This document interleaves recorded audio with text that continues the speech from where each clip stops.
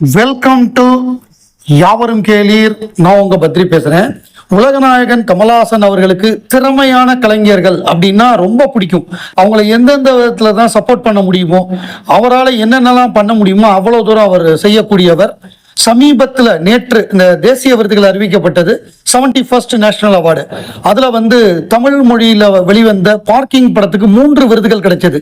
ஒரு விருது சிறந்த மாநில மொழி திரைப்படம் ரீஜனல் பிலிமா ஒன்று கிடைச்சது. ரெண்டாவது பெஸ்ட் ஸ்கிரீன் பிளே, அதாவது இந்தியாவிலேயே சிறந்த திரைக்கதை.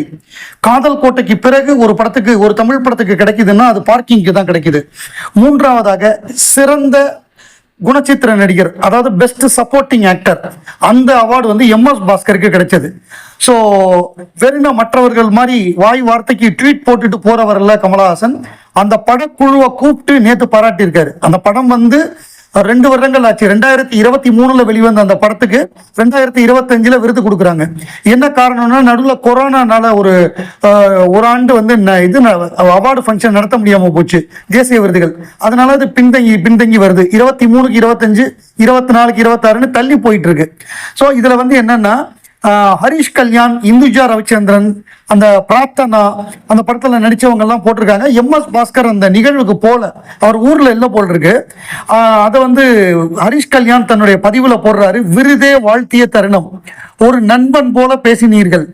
எம்எஸ் பாஸ்கருடனான உங்கள் நட்பை பற்றி பேசினீர்கள். உரையாடலா அல்லது யூனிவர்சிட்டி பாடமா? கற்றது பல, கற்க வேண்டும் உங்களிடம் இருந்து பற்பல. மிகச்சிறந்த புத்தகத்தை படித்த ஒரு கர்வம். அங்கிருந்து விடைபெற்ற பொழுது எங்களை அழைத்து வாழ்த்தியமைக்கு நன்றி Kamal Haasan sir. Love you sir, a moment to cherish in my life அப்படின்னு சொல்லி ஹரிஷ் கல்யாண் அந்த பதிவை போட்டிருக்காரு. அதை பார்க்கும் பொழுதே ஏன்னா அவர் பிக் பாஸ்ல இருந்து போனவர், அதனால அந்த ஒரு நட்பு, அன்பு, நம்ம பையன் அப்படின்னு ஒண்ணு இருக்கும்ல, அந்த குருநாதர்கிட்ட போனவர் தானே, அந்த அன்புல வாழ்த்தி இருக்காரு. பார்க்கிங் திரைப்படத்துல கதாநாயகியா நடித்தவர் இந்துஜா ரவிச்சந்திரன்.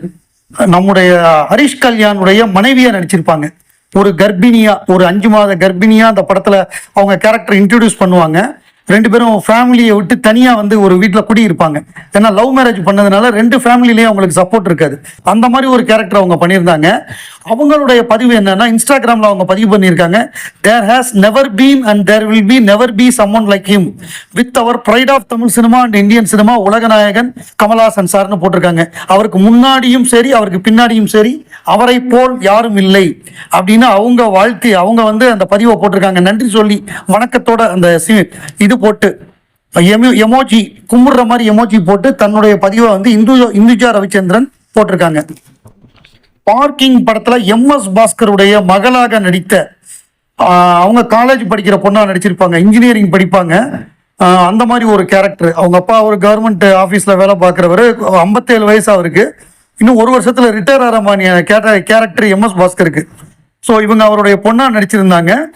அவங்க என்ன பதிவு போட்டிருக்காங்கன்னா, with cinema forever a moment, grateful beyond words Kamal Haasan sir. அதாவது என்னன்னா, கமலஹாசன் சார் தான் சினிமா, மிஸ்டர் சினிமான்னு சொல்லுவாங்க கமலஹாசனை. மிஸ்டர் கிரிக்கெட்னு சில பேரை சொல்ற மாதிரி மிஸ்டர் சினிமா அப்படின்னு தான் உலகநாயகன் கமலஹாசனை சொல்லுவாங்க. அந்த மாதிரி இவங்க மிஸ்டர் சினிமான்னு பதிவு போட்டிருக்காங்க. நல்லா இருக்கு. இந்த பதிவுகள் எல்லாமே பிரமாதமா இருக்கு. மொத்த டீமுமே, தயாரிப்பாளர்கள் உட்பட இயக்குனர் எல்லாருமே போயிருக்காங்க.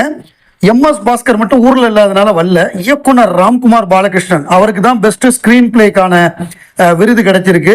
அவர்னால தான் இது எல்லாமே நடந்திருக்கு. ஸோ அப்ப இயக்குனர் தானே மெயின்.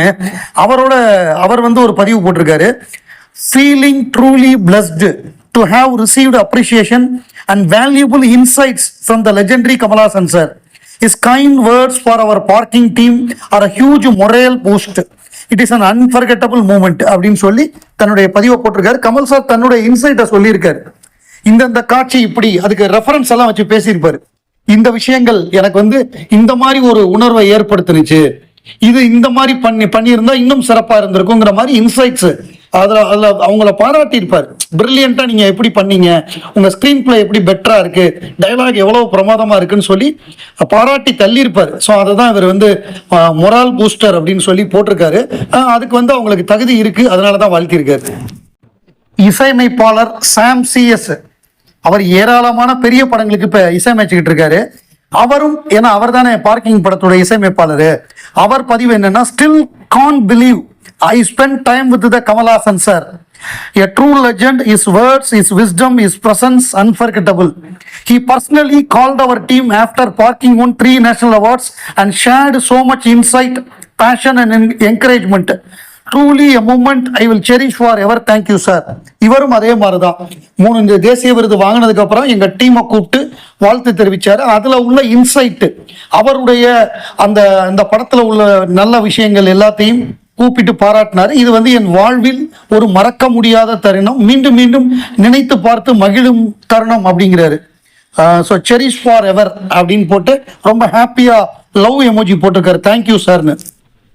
தயாரிப்பாளர் விநியோகஸ்தர் மணிரத்னத்துடைய அண்ணன் மறைந்த ஜி வெங்கடேஸ்வரன் அவர் ஒரு கேள்வி பதில் ஃபுல்லா கமலஹாசனை பத்தின அந்த கேள்வி பதில், நீங்கள் கமலை முதலாக சந்தித்த அனுபவம்.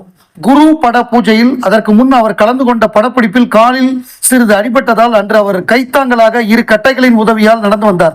அந்த பூஜையில் திரு நாகிரெட்டி, திரு பிரமோத் சக்கரவர்த்தி உட்பட பல பிரமுகர்கள் கலந்து கொண்டனர். கமலிடம் நீங்கள் கண்ட அபூர்வ குணங்கள்.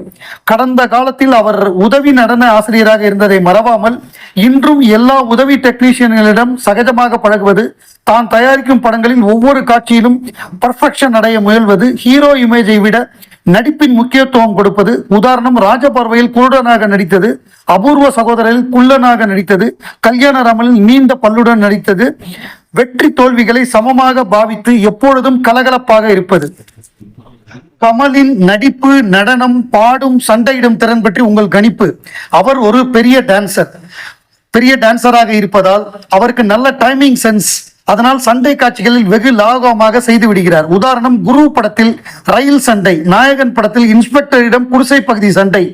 எப்பொழுதாவது ஒரு முறை பாடினாலும் சிரமம் எடுத்துக்கொண்டு அப்பாடல்களை மனதில் நிற்க வைத்து விடுகிறார். உதாரணம், நாயகன் படத்தில் வரும் தென்பாண்டி சீமையிலே பாடல். அவர் நடிப்பை பற்றி இனி கூறுவதற்கு ஒன்றுமில்லை. இம்முறை ஜனாதிபதி விருது பெற்ற 2 முறை ஜனாதிபதி விருது பெற்ற ஒரே தமிழ் நடிகர். நாயகன் பட வெற்றியும் அது சம்பந்தமாக அமெரிக்காவிற்கு கமலுடன் தாங்கள் சென்ற பிரயாண அனுபவங்கள். நாயகன் பட வெற்றி ஒரு சாதாரண வெற்றி போல் அல்ல. இன்னும் பல வருடங்களுக்கு இப்படத்தை மக்கள் மறக்க மாட்டார்கள்.